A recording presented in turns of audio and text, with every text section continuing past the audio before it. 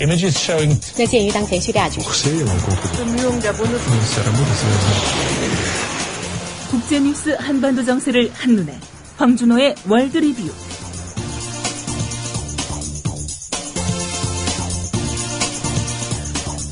네, 한반도 정세와 국제뉴스 관련 뉴스 알아보는 시간입니다. 국민TV 라디오 청취자분들을 위한 대한민국 최고의 민간 싱크탱크 김광수 경제연구소의 특별 이벤트. 12월 31일까지 경제시평의 1년 구독회원이 되시면 부동산 보고서 6부를 보실 수 있는 3만 포인트를 적립해드립니다. 031-908-0172 검색창에 김광수 경제연구소를 검색하세요. 황준호 기자 나와 계십니다. 안녕하세요. 안녕하십니까. 네, 어제 박근혜 대통령 첫 기자회견에서 통일은 대박이다. 예. 사실 대박이란 표현 대통령이 쓰기 쉽지는 않은 표현인데요. 예. 굉장히 감각적인 언어 선택이었고요. 아마 미리 준비해놨던 표현을 의도적으로 내놨다고 봅니다. 통일이건 그게 분단 국복이건 개념이 어떻던 건 간에 북방 경제로의 진출, 또 철도 가스의 연결, 북한 개발 이런 것들을 생각해 보면 통일은 대박이라는 말 자체는 맞습니다. 예. 우리 경제의 살 길이 북한과의 협력에 있다는 인식은 오래전부터 있어 왔고 김대중 노무현 정부의 대북 포용 정책 혹은 관여 정책은 바로 그러한 인식에서 추진된 거였습니다. 박근혜 대통령도 한반도 통일은 우리 경제가 대도약할 기회다라고 어제 말했으니까 크게 보면 같은 생각을 하고 있다고 볼 수 있을 것 같습니다. 감각적인 언어 선택이라고 그랬습니다만 책 제목하고 같아요. 예, 중앙대 신창민 교수가 쓴 책 통일은 대박이다라는 곳에서 따온 말이라는 얘기가 있던데요. 신창민 교수는 통일 비용과 분단 비용을 계산해서 분단 비용이 더 들기 때문에 통일을 하는 게 더 낫다는 결론을 내린 분입니다. 예.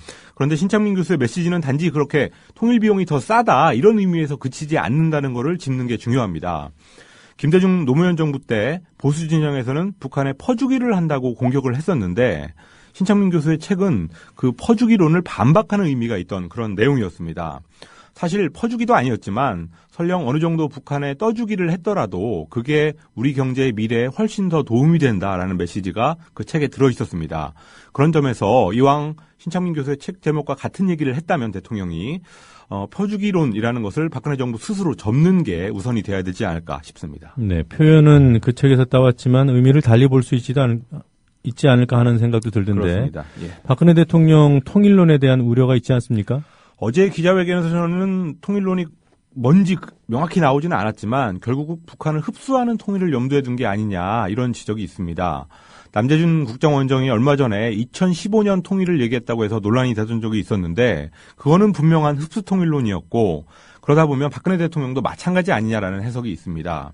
그런데 통일 문제에 대해서는 2000년 김대중 대통령하고 북한 김정일 위원장이 발표한 6.15 공동선언에서 방향을 명확히 밝힌 바가 있습니다.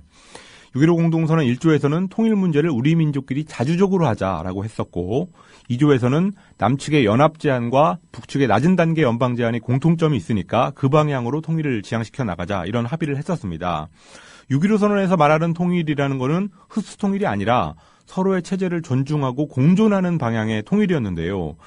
이 6.15 공동선언에 대한 박근혜 대통령의 존중 입장 이것을 명확히 재확인한다면 북한도 박근혜 대통령이 통일론이 흡수 통일론이 아니라고 안심하고 호응해 나올 수 있을 것 같습니다. 네.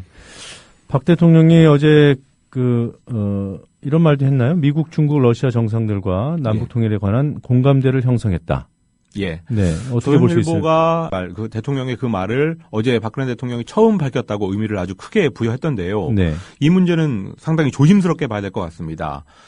정상들이 박근혜 대통령 면전에서야 공감대를 표한 것처럼 하겠지만 주변국들은 한반도의 현상 유지를 바라는 경향이 아주 크기 때문에 속으로는 정반대의 생각을 할 가능성이 있고요. 따라서 통일을 막는 힘으로 작용할 가능성이 있습니다. 과거에 선진화론이라는 걸 얘기했던 보수 이데올로그죠. 박세일 서울대 명예교수가 통일 외교가 필요하다 이런 말을 했던 적이 있는데 그때 정세현 전 통일부 장관이 반박한 내용이 바로 그 점이었습니다. 독일 통일 때도 헬무트 콜 당시 서독 총리가 물밑 작업을 아주 오래 한 뒤에 그걸 수면에 띄웠고 그러면서 주변국들의 동의를 얻어냈던 적이 있었습니다. 그래서 당장 어떤 현실성도 없는데 통일 외교부터 한다 이렇게 나서면 오히려 역효과를 낼 수 있기 때문에 어제의 발언 같은 거는 상당히 조심해서 해야 된다라는 지적이 있습니다. 네. 자, 뭐 구체적으로는 설 이산가족 상봉 제의를 하지 않았습니까? 예. 네, 어떻게 전망할 수 있을까요? 북한의 김정은 위원장이 남북관계를 개선하자고 신년사에서 말했으니까 이 이산가족 성사 가능성이 없지는 않아 보입니다. 이산가족 상봉 준비에 한 2달 정도가 실무적으로 걸리는데 작년에 하다가 만 게 있으니까 작년에 4일 전에 무산이 돼가지고 그때까지 하다 만 작업이 있으니까 이번에 설을 계기로 하는 것도 뭐 무리가 없을 것 같습니다. 그렇지만 북한은 이산가족 상봉을 남북관계 개선의 소재라고 보지 않고 있고 따라서 금강산 관광 재개 문제하고 연계할 가능성이 있어서 그 부분에 대해서 북한이 어떻게 나올지 그것이 변수가 될 것 같습니다. 김대중 노무현 정부 때는 이산가족 상봉이라고 하면은 쌀 비료에 대한 대북 지원 이 두 가지가 연계돼 있었습니다. 그런데 이명박 정부 이후에 그 연계 관계가 끊어졌고 뭘 연계해야 되는지 이 남북 간에 아직 정리가 안 돼 있습니다. 그렇지만 정리가 안 된 상태에서도 이명박 정부 때 이산가족 상봉 행사를 2번 했던 그런 사례가 있으니까 북한이 이 문제에서만큼은 전향적으로 나와서 실마리를 좀 풀었으면 하는 바람입니다. 네. 자, 일본 소식 좀 알아보죠. 예. 아베 일본 총리 신년 기자회견을 했어요. 예. 네, 한국과 중국의 정상회담 제안을 했더군요. 아베 일본 총리가 한일 관계가 어려울수록 양국 정상들이 전제 조건 없이 흉금을 터놓고 말해야 된다라는 얘기를 했습니다. 또 곤란한 과제와 문제가 있을수록 전제 조건 없이 한국과 중국의 정상들하고 흉금을 열고 대화해야 된다라고도 말했습니다. 그렇지만 박근혜 대통령이 어제 기자회견에서 사전 준비가 있어야 된다라고 선을 그었기 때문에 당분간 한일 정상회담이 이루어지기는 좀 어려울 것 같습니다. 그리고 중국은 명확한 거부 입장을 밝혔는데요. 중국 외교부의 화춘잉 대변인이 일련의 행위들로 놓고 보건대 아베 총리가 말끝마다 중국 지도자와 대화를 희망한다고 하는 것은 허위다라고 하면서 아베 스스로 중국 지도자와의 대화의 문을 닫았다고 말했습니다. 네.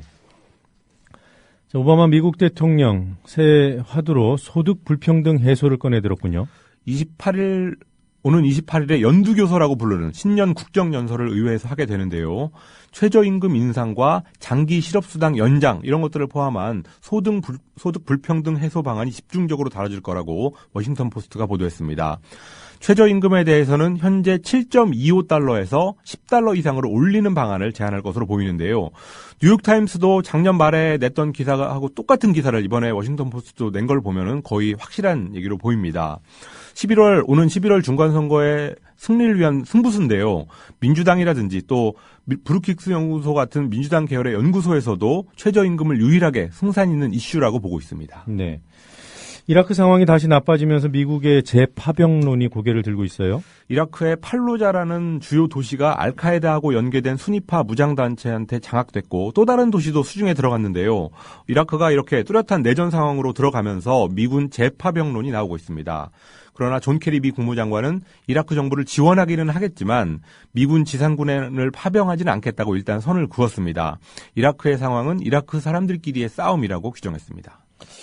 아무리 그래도 미국의 발이 무거울 수밖에 없지 않을까요? 그렇습니다. 미국이 설령 군대를 보내지 않더라도 미국이 중동에서 발을 빼고 아시아에 집중하자는 그런 아시아 재균형 정책을 추진하기에는 중동 상황이 녹록지 않아 보입니다.